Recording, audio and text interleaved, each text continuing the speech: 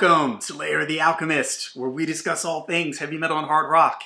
On today's episode, a review of the brand new and first album from KK's Priest, Sermons of the Sinner.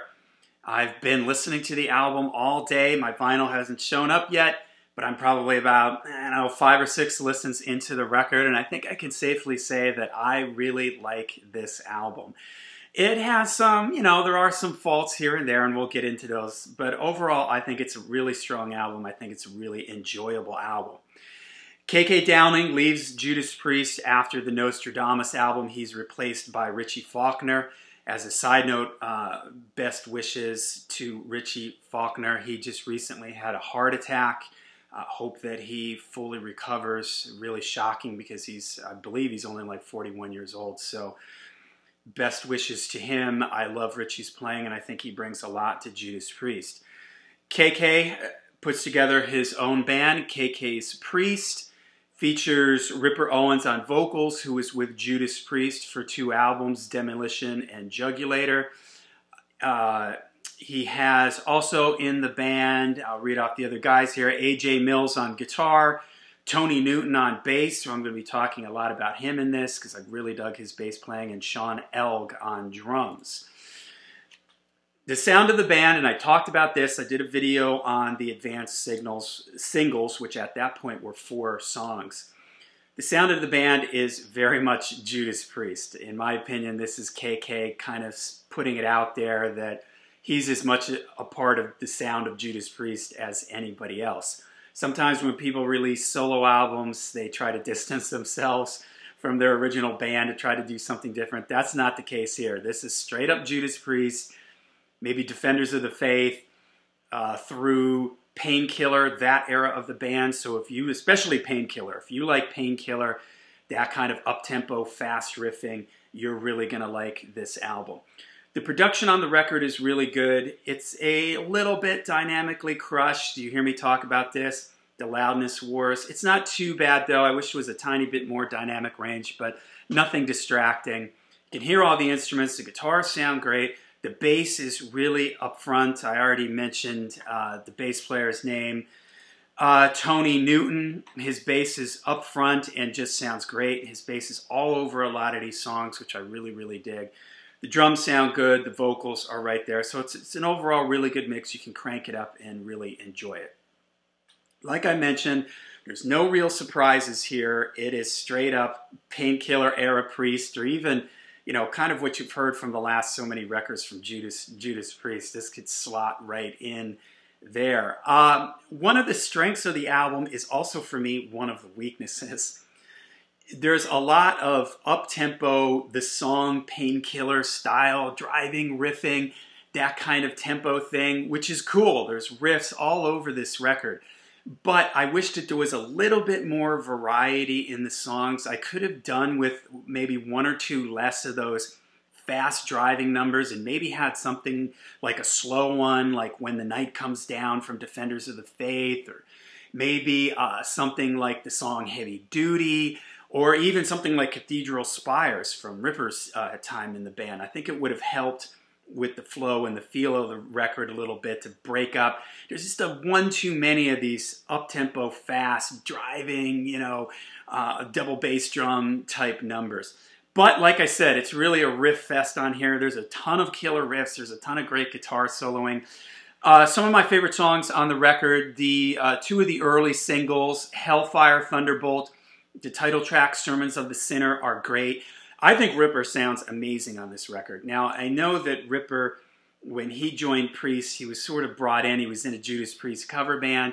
A lot of people feel he has a voice that sounds a lot like Rob Halford, and in certain ways it does, especially when he's up in his upper range doing that kind of Painkiller high falsetto screaming thing. That really sounds like Rob Halford. But everything else, and I don't know if it's just because I've heard Ripper in so many different projects now, that he has his own identity to me now. I don't really hear him as a copy of Rob, only when he does that high-pitched type stuff. But Hellcat Thunderbolt is awesome. Sermons of the Sinner is really cool. These are both really hard, driving, fast numbers.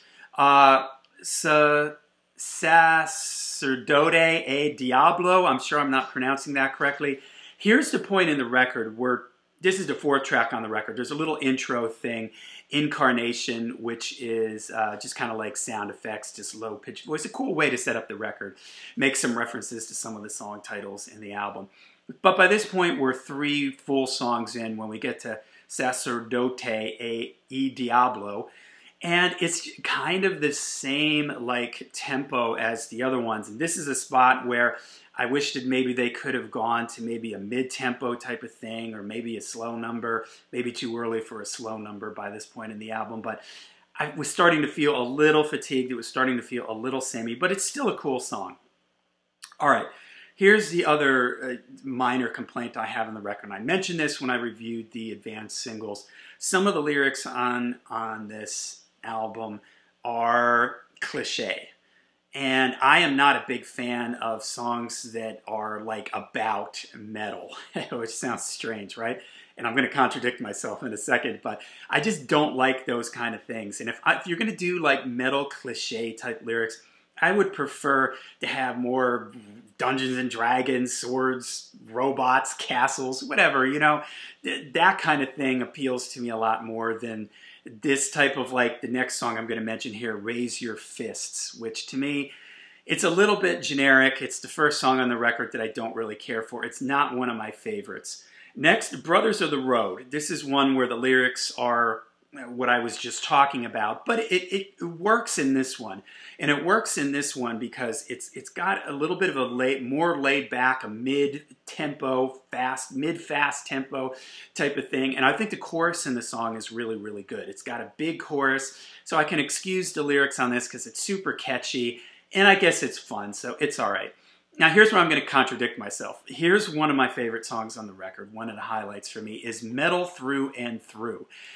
Again, I don't like when people sing about metal, but here it's kind of cool because Priest does this sometimes. You know, songs like United and Take on the World, where these sort of like, you know, we're all in this together, big metal family type songs. And this has that feel to me. It's got like sort of a tribal drum thing to it.